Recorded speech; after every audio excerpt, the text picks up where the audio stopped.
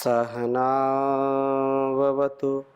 सहनौ भुनक्तु सह वीर्यं करवावहै तेजस्विनावधीतमस्तु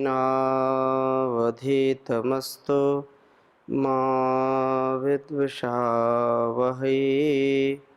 ओम शांति शांति शांति।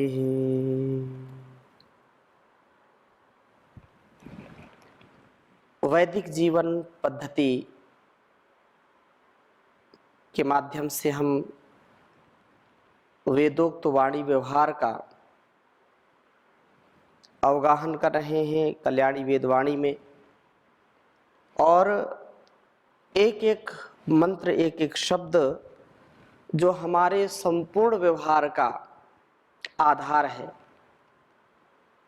क्योंकि वेदों का ज्ञान मनुष्य जीवन और मनुष्येतर सभी प्राणियों के लिए भी, क्योंकि मनुष्य ठीक है, मनुष्य अपने कर्तव्यों का ठीक ठीक पालन करता है, तो वो संसार के लिए भी और संसार के प्राणियों के लिए भी वरदान सिद्ध होता है। परंतु जो वेद विरुद्ध आचरण करते हैं, वेद के प्रतिकूल आचरण करते हैं, तो वो निसंदेह वे अपने भी और इस समष्टि के भी शत्रु हैं। हम निरंतर वेदों का स्वाध्याय करने वाले बने और वेद का स्वाध्याय करके जैसा इसका आदेश उपदेश संदेश है, संकेत है, वैसा हम मनसा वाचा कर्मणा धारण करने वाले बने। क्योंकि शब्द ज्ञान होना, शब्द भंडार होना एक योग्यता हो सकती है, परंतु प्रभु की कृपा की पात्रता नहीं हो सकती। यद्यपि जो व्यक्ति बहुत ज्ञानी है, बहुत ज़्यादा जिसको ज्ञान है, शास्त्रों का ज्ञान है, संसार का ज्ञान है, वो भी प्रभु की कृपा से ही मिलता है। परंतु केवल जानना ही नहीं, अपितु वैसा जीना, वैसा अपने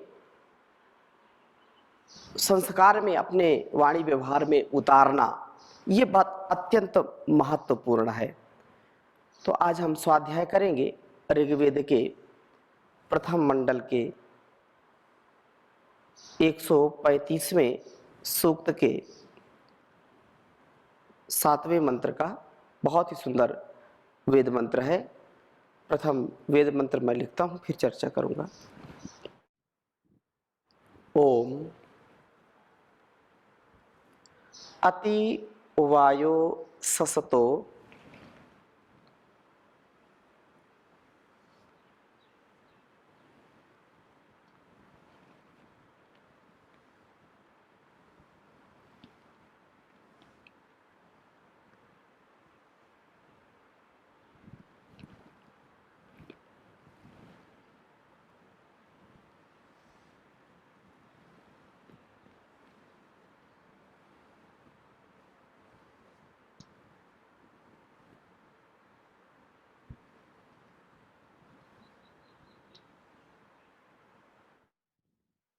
अति वायो ससतो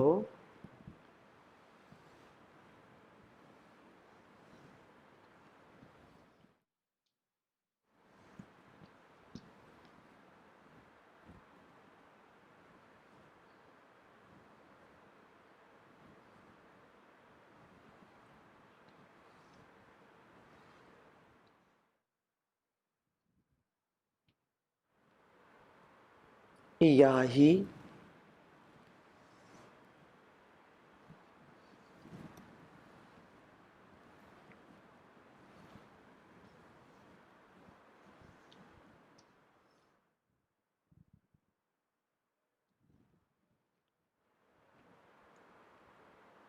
शश्वतो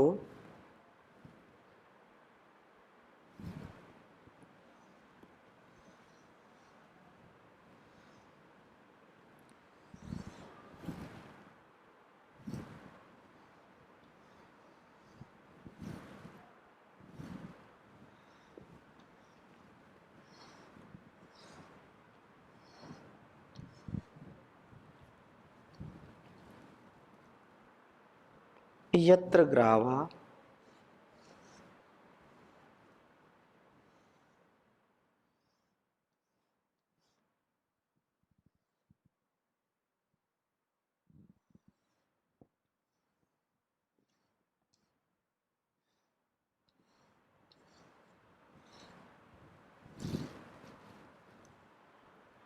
वदति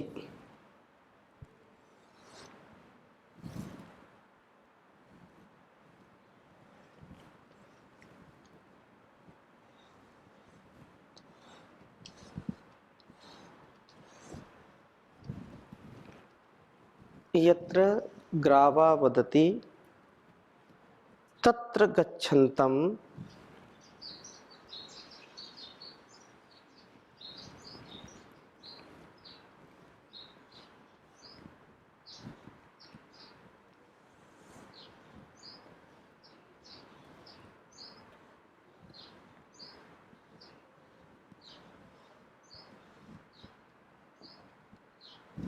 तत्र गच्छन्तं गृहमिन्द्रश्च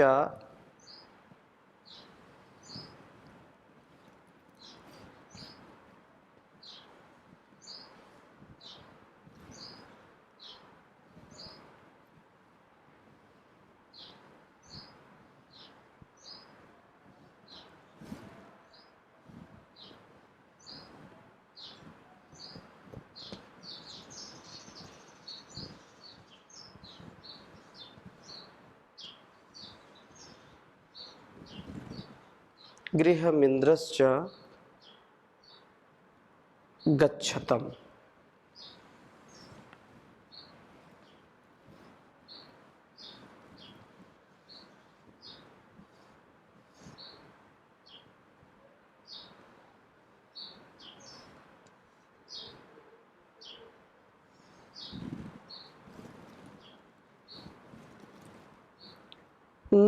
विसुनृता ददृशे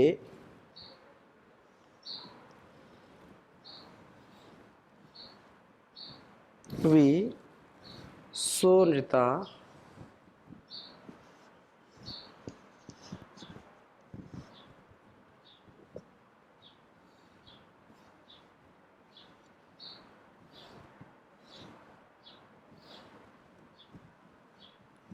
विसुनृता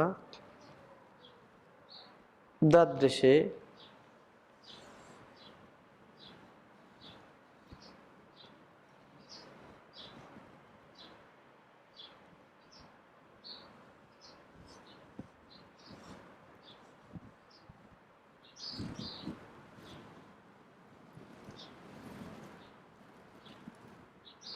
रीयते घृतमा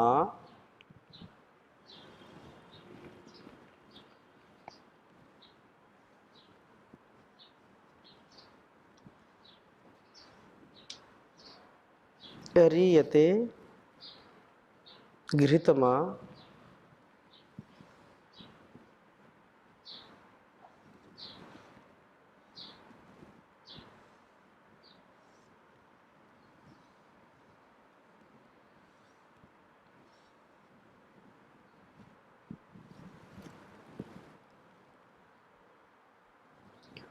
पूर्णया न्यूता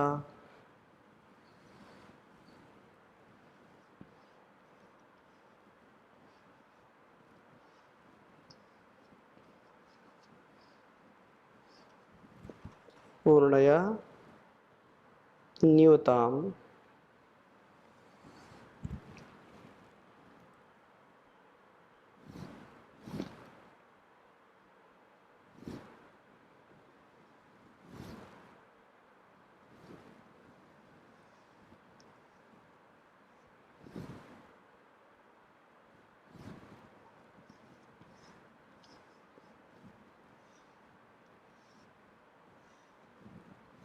न्यूता याथो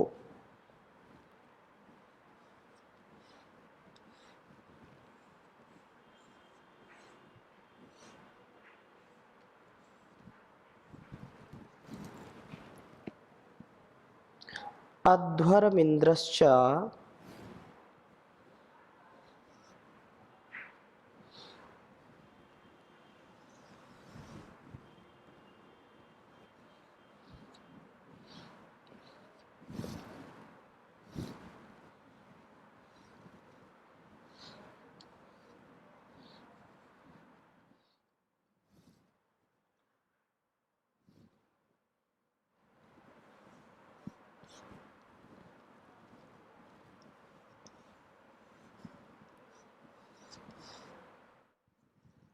अध्वरम इंद्रश्च याथो अध्वरम।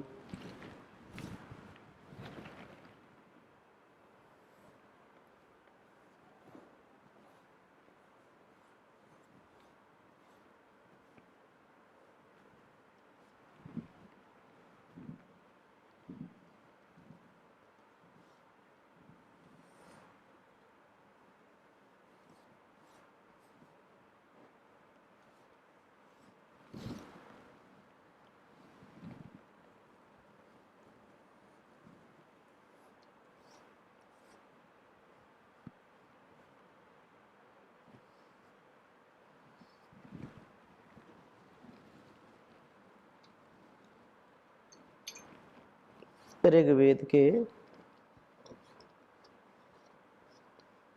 प्रथम मंडल के 135वें सूक्त का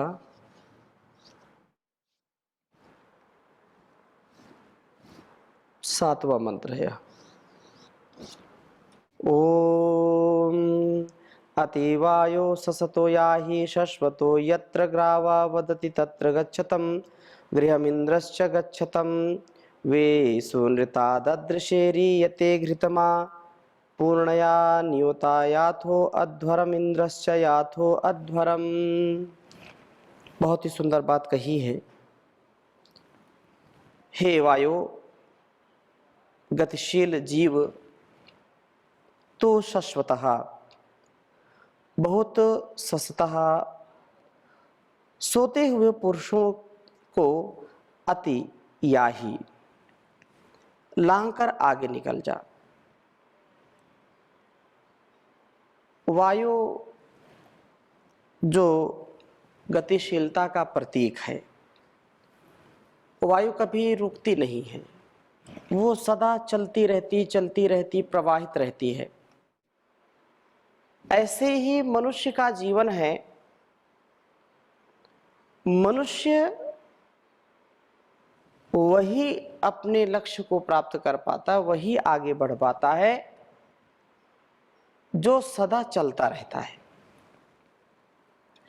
चलने वाला व्यक्ति मंजिल पाता है, लक्ष्य पाता है, अपने साध्य को पाता है। और जो चलता ही नहीं है वो कैसे पाएगा? तो मनुष्य का जीवन तो चलने के लिए मिला है। बस अपने स्वधर्म में, स्वकर्म में, अपने निज कर्तव्य में लगे रहिए। जब तक इस शरीर में प्राण है, जीवन है, तब तक इससे कभी भी हमको हारना नहीं है। हमको कभी भी हताश, निराश, उदास नहीं होना, परेशान नहीं होना। हमारा तो जीवन चलने के लिए मिला है, प्रगति की ओर जाने के लिए, उन्नति की ओर, मोक्ष की ओर, मुक्ति की ओर हमको जाना है, उसको पाना है, उसके लिए वैसा जीना है। तो कहा कि हे वायु, गतिशील जीव, तू शाश्वतः बहुत सस्ता सोते हुए पुरुषों को लांघ करके आगे निकल जा। हे वायु, तू चा और इंद्र तत्र गृहम, उस घर में गच्छतम जाओ, और उसी घर में गच्छतम जाओ यत्र जहाँ ग्रावा विद्वान स्तोता वदति, ज्ञानोपदेश व प्रभु स्तवन करते हैं। कितनी सुंदर बात कही। बिना ज्ञान के व्यक्ति का जीवन पशु के समान है। यहाँ पर जो ज्ञान, कर्म और उपासना, वेद हमको तीनों का संतुलन बना करके जीवन जीने का उपदेश देता है। ज्ञान हो गया तो उसको कर्म में परिणित करिए। हमने जान लिया कि सत्य बोलना चाहिए, प्रीति पूर्वक बोलना चाहिए, कभी भी किसी को धोखा नहीं देना चाहिए, ऐसा जान लिया तो ऐसा बोला और बोल करके फिर वैसा जीना। तो ये ग्रावा, जहाँ पर विद्वान लोग उपदेश करते हैं, उसी घर में, यत्र ग्रावा विद्वान स्तोता वदति, वो उपदेश करते हैं, बोलते हैं। उन्नति के पथ पर आरूढ़ होने का मंत्र देते हैं, विचार देते हैं। तो ऐसे श्रेष्ठ धीर वीर गंभीर विद्वानों की संगति जहाँ मिले, हमको वहाँ आप जो है प्रेषित करें, वहाँ भेजिए, वहाँ हम जाएं, उनकी हमको अपेक्षा हो। विद्वांसो ही ग्रामाणः, यहाँ ग्रावा शब्द आया है तो कहा विद्वान ही ग्रामाण कहता है। घर में सोते रहने की अपेक्षा यही उत्तम है कि हम ज्ञान प्राप्ति में प्रवृत्त हों और प्रभु स्तवन में लगे रहें, प्रभु स्तवन करने वाले बने। ऐसा करने पर ही हम वास्तव में वायु व इंद्र जो शक्तियों का हम अनुभव करते हैं, और ऐसा कहते भी हैं कि जो प्रकृति है वो हमको बहुत कुछ देती है, जो गुरु है वो हमको बहुत कुछ देता है। हम भी कुछ करें। जो व्यक्ति केवल आलस्य प्रमाद में, केवल बहाने में, बहाना बनाना, रे मैं तो चाहता हूँ लेकिन हो नहीं पाता, बहुत व्यस्त रहता हूँ, अरे मैं तो बार बार चाहता हूँ कि सही बोलूँ लेकिन क्या है संस्कार ऐसे पड़े कि वो आता है, असत्य ही निकल जाता है बार बार। तो ये जो गलत अभ्यास, मैं चाहता नहीं किसी का दुखाना, किसी को मैं कष्ट नहीं देना चाहता हूँ, लेकिन क्या करूँ मेरी वाणी ऐसी है, कष्ट दूसरों को हो जाता है। मैं तो धीरे ही बोलता हूँ, प्रीतिपूर्वक बोलता हूँ, लेकिन वो प्रीति भी दूसरों को अच्छी नहीं लगती। तो ये जो बातें हैं कि हम क्या बताएं, करना तो चाहते हैं लेकिन हो नहीं पाता। दिनचर्या की दृष्टि से कहें, वाणी व्यवहार की दृष्टि से कहें, साधना की दृष्टि से कहें, तो ये जो प्रार्थना है कि हमको विद्वानों की संगति में रहने का अवसर मिले, हम विद्वानों की संगति को प्राप्त करें, ये पहली बात। दूसरी बात ये है कि जो लोग सो रहे हैं, जागने का नाम ही नहीं ले रहे, आलसी प्रमादी हो गए हैं, जो आलस्य प्रमाद में पड़े हुए हैं, उनका हम वेट न करें, उनकी प्रतीक्षा न करें। बार बार जगा रहे तो भी नहीं जाग रहे, तो हम उनको, ठीक है कल्याण के लिए हमको जगाना भी पड़ेगा, जागना भी पड़ेगा, लेकिन सबसे पहली बात यह कि हम उसको, यदि उसके चक्कर में अपने लक्ष्य को ना भूलें, हमको आगे बढ़ना है। जो सोएगा वो खोएगा, जो जागेगा वो पाएगा। तो स्पष्ट शब्दों में यहां कहा है कि शश्वतः ससतः, पहले अतिवायो सस्तः या ही शश्वतो। जो लोग सोते रहते हैं, सोए हुए हैं, उनके चक्कर में पड़ोगे तो फिर आप आगे नहीं बढ़ोगे। उनको लांघ करके, उनको जो है पीछे करके आप आगे बढ़ जाइए। सोते हुए को छोड़ करके उनके चक्कर में मत पड़ो, आप आगे बढ़ो।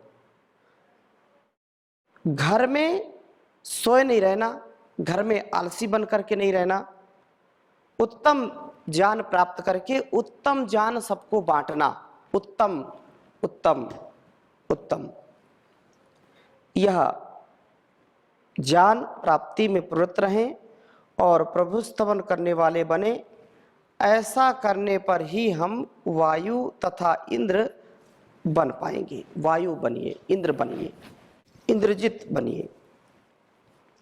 तो यह स्वाध्याय व स्तवन हमें गतिशील बनाता है, शक्तिशाली हमको बनाए रखेगा। ऐसा होने पर हमारे घरों में शून्यता, प्रिय सत्यवाणियां ही विददृशे विशेष रूप से देखी जाएगी।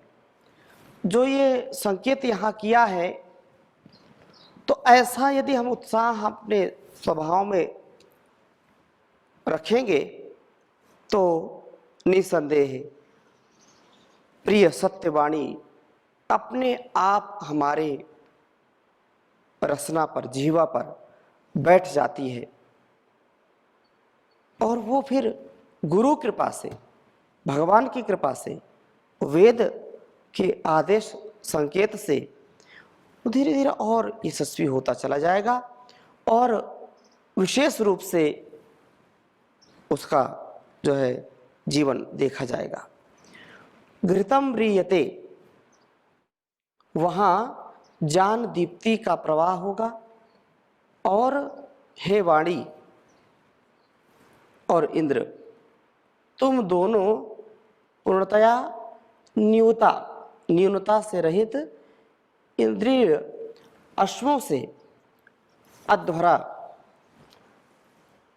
ज्ञान के प्रति, यज्ञ के प्रति आया था जाते हो। इंद्रिय जित हो करके न्यूनता रहित इंद्रियों, मतलब एक एक व्यक्ति की एक एक कमजोरी भी उसके नाश का कारण बन जाती है। कुछ कमी नहीं है, केवल एक कमी है, झूठ बोलता है, एक कमी है, आलस्य करता है, एक कमी है, नशा करता है, एक कमी है।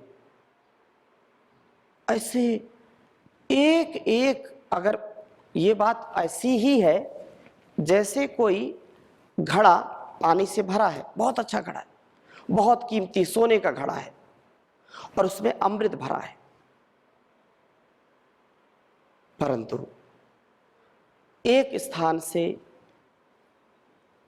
फूटा हुआ है, तो कितना भी वह अमृत भरा हो, एक न एक दिन सारा धीरे धीरे निकल जाता है, बह जाता है। तो हम न्यूनता से रहित हों, न्यूनता हमारे अंदर एक भी इंद्रिय हमारी अनियंत्रित ना हो, अव्यवस्थित ना हो।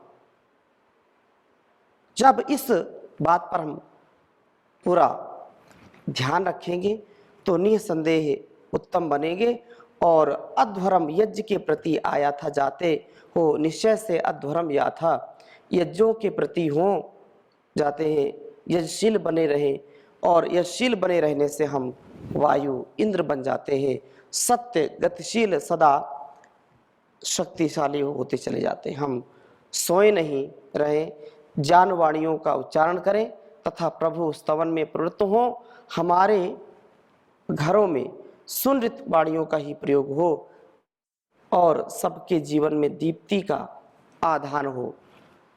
जीवन और जगत का कल्याण इसी से होगा। तो हम निरंतर साध्य करते रहेंगे और जीवन को सुंदर बनाते रहेंगे। अब यहीं पर विराम लेते हैं। ओम शांति शांति शांति।